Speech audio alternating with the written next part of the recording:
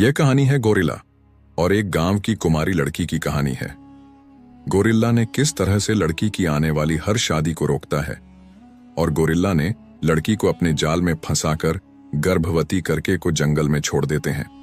कहानी बहुत ही मजेदार होने वाला है। कहानी को पूरा सुनिए, मजा आएगा। घने जंगल के किनारे बसा एक छोटा गांव जिसका नाम रामपुर था।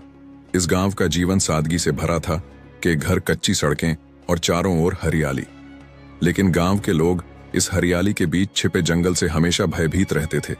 जंगल के बारे में कई कहानियां प्रचलित थीं। कुछ कहते कि वहां भूत प्रेत रहते हैं, तो कुछ कहते कि जंगली जानवरों ने कई गांव वालों को खा लिया। इन डरावनी कहानियों ने गांव के बच्चों से लेकर बड़े बुजुर्गों तक सबके मन में डर भर दिया था। गांव का प्रमुख, जिसे सब रामू काका कहते थे, इन कहानियों को और बढ़ा चढ़ाकर सुनाता। वह गांव वालों को जंगल में जाने से रोकने के लिए कहता, जंगल में गए तो कभी वापस नहीं आओगे, वहां सिर्फ मौत है। लेकिन इस डर के बावजूद एक लड़की थी जो जंगल के बारे में हमेशा उत्सुक रहती थी। उसका नाम कशिश था। 18 साल की कशिश गांव की बाकी लड़कियों से अलग थी। जहां बाकी लड़कियां घर के कामों में लगी रहती, कशिश घंटों जंगल की ओर देखती रहती। कशिश को बचपन से ही सवाल पूछने की आदत थी। उसकी मां अक्सर कहती, कशिश, ज्यादा सवाल मत पूछा कर, लड़कियों को ज्यादा सोचने की जरूरत नहीं होती। लेकिन कशिश मानने वालों में से नहीं थी। वह जानना चाहती थी कि जंगल में ऐसा क्या है जो सभी उससे डरते हैं। गांव में कशिश को लोग अजीब नजरों से देखते थे। वे उसे जिद्दी और अजीब कहते थे, लेकिन कशिश को किसी की परवाह नहीं थी। उसकी सबसे बड़ी इच्छा थी जंगल में जाकर वहां के रहस्यों को जानना।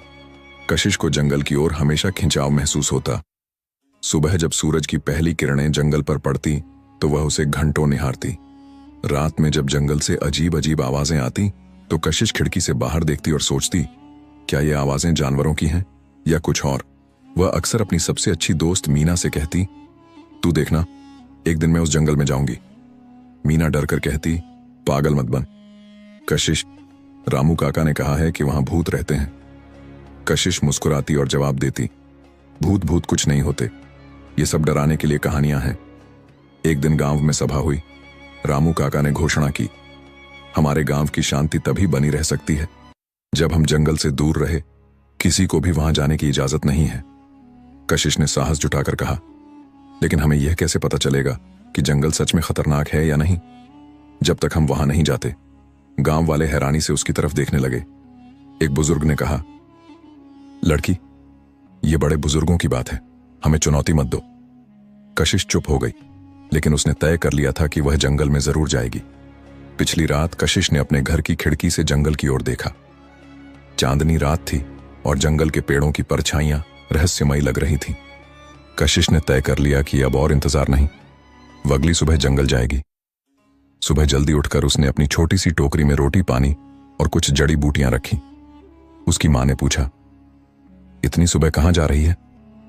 कशिश ने झूठ बोलते हुए कहा, मीना के साथ खेतों पर जा रही हूं। मां ने संदेह भरी नजरों से देखा, लेकिन कुछ नहीं कहा।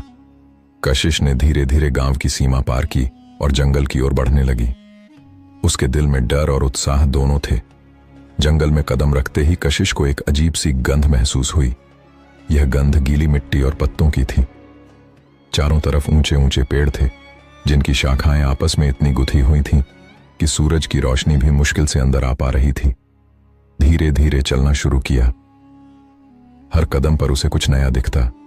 कहीं कोई रंगीन पक्षी गा रहा था, तो कहीं झाड़ियों में कुछ सरसराहट हो रही थी। कितना सुंदर है यह जंगल, उसने मन ही कहा। लेकिन जैसे जैसे वह आगे बढ़ती गई, जंगल और घना होता गया। उसे महसूस हुआ कि यह सुंदरता के साथ साथ थोड़ा डरावना भी है।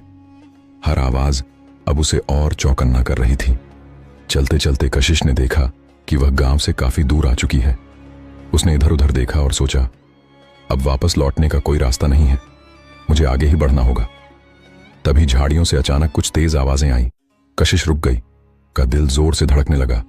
शायद कोई जानवर है, उसने सोचा। वह डर के बावजूद झाड़ियों की ओर बढ़ी। पीछे उसने एक छोटे से हिरण को देखा जो भागने की कोशिश कर रहा था। हिरण को देखकर उसकी जान में जान आई। मैं पागल हो रही हूं, हर चीज को खतरनाक समझ रही हूं, उसने खुद को समझाया। जंगल में कुछ और घंटों तक घूमने के बाद कशिश को थकान महसूस होने लगी। उसने एक पेड़ के नीचे बैठकर अपनी टोकरी से रोटी निकाली और खाने लगी। तभी उसे फिर से झाड़ियों में हलचल सुनाई दी, लेकिन इस बार आवाज तेज और भारी थी। यह किसी छोटे जानवर की नहीं लग रही थी। कशिश ने झाड़ियों की ओर ध्यान से देखा। उसने देखा कि एक बड़ा गोरिल्ला बाहर निकल रहा था। वह गोरिल्ला करीब 8 फीट लंबा था। उसकी आंखें चमक रही थीं और वह दर्द से कराह रहा था। कशिश डर से पीछे हट गई। उसने पहली बार इतना बड़ा जानवर देखा था। गोरिल्ला ने भी कशिश को देखा। वह कुछ कदम उसकी ओर बढ़ा, लेकिन उसके चेहरे पर मासूमियत थी। कशिश ने देखा कि गोरिल्ला के पैर से खून बह रहा था। शायद उसे किसी शिकारी के जाल से चोट लगी थी। गोरिल्ला ने कशिश को देखा और धीरे धीरे बैठ गया। वह करा रहा था, लेकिन उसकी आंखों में ऐसा कुछ था जिसने कशिश को डरे हुए होने के बावजूद उसके पास जाने का साहस दिया। कशिश ने अपनी टोकरी में रखी जड़ी बूटियों को निकाला और सोचा, शायद मैं इसकी मदद कर सकती हूं। गोरिल्ला ने गुर्रा हुए उसकी तरफ देखा, लेकिन फिर चुप हो गया। उसने कशिश को रोकने की कोशिश नहीं की। कशिश ने उसके पैर की चोट को साफ किया और जड़ी बूटियों से पट्टी बांध दी। यह काम करते वक्त उसके हाथ कांप रहे थे, लेकिन गोरिल्ला ने उसे चोट नहीं पहुंचाई। कशिश ने गोरिल्ला को अपनी बची हुई रोटी दी। गोरिल्ला ने पहले उसे सूंघ फिर खा लिया। कशिश को यह देखकर खुशी हुई कि वह उसे अपना दुश्मन नहीं समझ रहा। तुम सच में डरावने नहीं हो, लोग तुम्हारे बारे में गलत सोचते हैं, कशिश ने कहा, मानो गोरिल्ला उसे समझ सकता हो। गोरिल्ला ने उसकी तरफ देखा और धीरे धीरे उसके करीब आ गया। कशिश को पहली बार महसूस हुआ कि जंगल का यह विशाल जानवर कितना मासूम और सरल है। गोरिल्ला के साथ कुछ समय बिताने के बाद कशिश को एहसास हुआ कि सूरज डूबने वाला है। वह लौटने का रास्ता भूल चुकी थी। गोरिल्ला ने कशिश की ओर देखा और जैसे उसे अपनी उपस्थिति से सुरक्षित महसूस कराया। कशिश ने सोचा, शायद मैं रात यहां बिता सकती हूं। यह गोरिल्ला मुझे कोई नुकसान नहीं पहुंचाएगा। रात भर कशिश ने जंगल की आवाजों को सुना और गोरिल्ला को अपने पास बैठे देखा। उसने पहली बार महसूस किया कि जो चीजें हमें डराती हैं वे जरूरी नहीं कि बुरी हो। जंगल की पहली रात बिताने के बाद धाने सुबह की ठंडी हवा महसूस की। सूरज की हल्की किरणें पेड़ों के बीच से छन कर आ रही थीं। कशिश ने देखा कि गोरिल्ला अभी भी पास ही बैठा हुआ था, मानो उसकी सुरक्षा कर रहा हो। तुम सच में मुझे नुकसान नहीं पहुंचाओ, है ना? कशिश ने मुस्कुराते हुए कहा। गोरिल्ला ने उसकी तरफ देखा, फिर पास के पेड़ से एक फल तोड़कर उसकी ओर बढ़ा दिया। यह उसका पहली बार कशिश को कुछ देने का इशारा था। कशिश ने फल लिया और खाया। शायद हम दोस्त बन सकते हैं, कशिश ने कहा। कशिश ने गोरिल्ला को ध्यान से देखा। उसकी चाल, उसके हाव भाव और उसकी आंखों में एक अजीब सी मासूमियत थी। वह गोरिल्ला के पास धीरे धीरे चलकर गई और उसके घाव की पट्टी को देखा। गोरिल्ला ने कोई विरोध नहीं किया। कशिश ने महसूस किया कि वह अब उस पर भरोसा करने लगा था। कुछ देर बाद गोरिल्ला उसे जंगल के और अंदर की ओर ले जाने लगा। कशिश पहले थोड़ी घबराई, लेकिन फिर उसके साथ चल पड़ी। रास्ते में गोरिल्ला ने उसे पेड़ से फल तोड़कर दिखाए और कई बार उसे खतरे से बचाया। कशिश और गोरिल्ला के बीच अब एक अनकहा संवाद बनने लगा। गोरिल्ला अपने हाव भाव और इशारों से कशिश को कुछ समझाने की कोशिश करता। कशिश धीरे धीरे उसके इशारों को समझने लगी। एक दिन गोरिल्ला ने उसे एक बड़े पेड़ की ओर इशारा किया, जहां कई पक्षी अपना घोंसला बना रहे थे। तुम मुझे अपने घर जैसा कुछ दिखा रहे हो? कशिश ने पूछा। गोरिल्ला ने सिर हिलाया, मानो वह समझ सकता हो। यह संवाद उनके रिश्ते को और गहरा कर रहा था। कशिश ने अगले कुछ दिन जंगल में गोरिल्ला के साथ बिताए। उसने जंगल के कई रहस्यों को समझना शुरू किया। उसने देखा कि गोरिल्ला कैसे जंगल के दूसरे जानवरों के साथ रहता है। गोरिल्ला ने उसे उन जगहों से बचाया जहां सांप या अन्य खतरनाक जानवर थे। गला ने कशिश को जंगल के फल और जड़ी बूटियां दिखाई जो खाने लायक थीं। कशिश ने महसूस किया कि गोरिल्ला सिर्फ एक जानवर नहीं था, वह बहुत समझदार और संवेदनशील था। जंगल में बिताए दिनों के दौरान कशिश को अपने गांव की याद आने लगी। उसे एहसास हुआ कि वह बहुत दूर आ चुकी है और गांव वाले अब तक उसे ढूंढ रहे होंगे।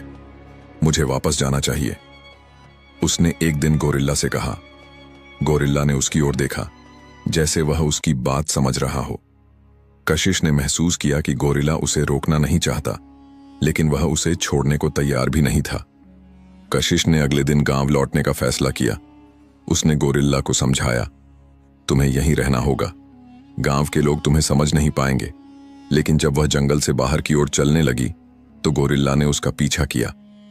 कशिश ने गांव की सीमा के पास पहुंचकर गोरिल्ला को रोकने की कोशिश की। तुम्हें यहीं रुकना होगा। अगर गांव वालों ने तुम्हें देखा तो वे डर जाएंगे। गोरिल्ला ने उसकी ओर देखा, मानो वह उसे समझ रहा हो। वह वहीं रुक गया, लेकिन उसकी आंखों में उदासी साफ दिख रही थी। गांव लौटने के बाद कशिश का व्यवहार बदल गया। वह अक्सर अकेली जंगल की ओर देखती रहती, किसी से ज्यादा बात नहीं करती। गांव वाले इस बदलाव को नोटिस करने लगे। कशिश का दिमाग ठीक नहीं लग रहा। एक बुजुर्ग महिला ने कहा, रामू, काका ने भी कहा, यह लड़की जंगल में गई थी, जरूर कुछ गड़बड़ हुई है। कशिश के माता पिता ने भी उससे सवाल किए, तू जंगल में क्या देखने गई थी? वहां क्या हुआ? कशिश ने बस इतना कहा, कुछ नहीं मां, मैं ठीक हूं। लेकिन उसकी आंखों में छुपा रहस्य हर किसी को खटक रहा था। जंगल में गोरिल्ला भी कशिश को याद कर रहा था। वह कशिश की गंध को पहचानते हुए धीरे धीरे गांव की सीमा तक पहुंच गया। एक दिन गांव के कुछ बच्चों ने राजा को जंगल के पास देखा और डरकर गांव में आकर बताया, एक बड़ा जानवर जंगल से गांव की ओर आ रहा है। यह सुनकर गांव में अफरा तफरी मच गई। रामू काका ने तुरंत घोषणा की, यह कोई साधारण जानवर नहीं है, यह जंगल की बला है जो हमारे गांव को नुकसान पहुंचाने आई है। हमें इसे खत्म करना होगा। कशिश ने जब गांव वालों की बातें सुनी तो वह डर गई। वह समझ गई कि गांव वाले राजा को मारने की योजना बना रहे हैं। उसने अपने माता पिता से कहा, उन्हें रोकिए, वह जानवर किसी को नुकसान नहीं पहुंचाएगा। मां ने गुस्से में कहा, तू चुप रह, यह बड़े लोगों का काम है, तुझे कुछ नहीं पता। कशिश ने अपने दोस्त मीना से मदद मांगी। मीना, मुझे जंगल जाना होगा, मुझे उसे बचाना है। मीना ने डरते हुए कहा, तू पागल है कशिश, अगर गांव वालों को पता चला कि तू उसकी तरफ है तो वे तुझे भी नहीं छोड़ेंगे। लेकिन कशिश ने बिना किसी की परवाह किए जंगल की ओर दौड़ लगा दी। जंगल के पास कशिश ने गोरिल्ला को ढूंढ लिया। गोरिल्ला ने उसे देखते ही खुशी से गुर्राया और उसकी ओर बढ़ा। कशिश ने उसे गले लगाया और कहा, तुम यहां क्यों आए? तुम्हें गांव वालों से खतरा है। गोरिल्ला ने उसकी बात नहीं समझी, लेकिन उसकी आंखों में कशिश के लिए अपनापन झलक रहा था। कशिश ने उसे वापस जंगल में ले जाने की कोशिश की, लेकिन तभी गांव वालों की आवाजें सुनाई दी। गांव वाले हथियार लेकर जंगल के पास पहुंच गए।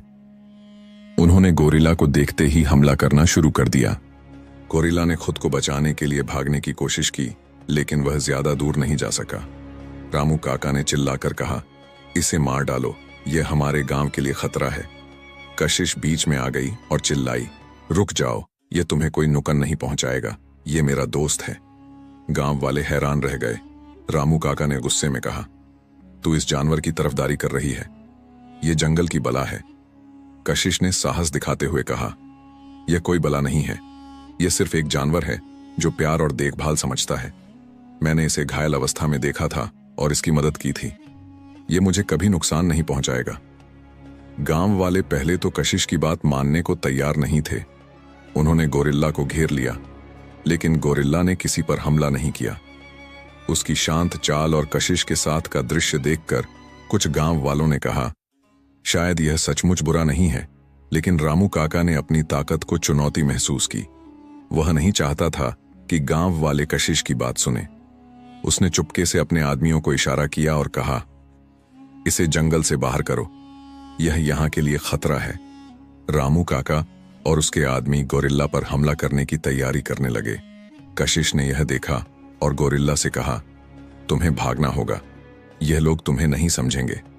गोरिल्ला ने कशिश की बात समझते हुए जंगल की ओर दौड़ लगा दी। कशिश ने गांव वालों को रोकने की बहुत कोशिश की, लेकिन रामू काका की जिद के आगे वह हार गई। गोरिल्ला जंगल में भाग गया, लेकिन कशिश को छोड़कर जाना उसके लिए आसान नहीं था। कशिश ने दूर से उसे जा हुए देखा और उसकी आंखों से आंसू बहने लगे।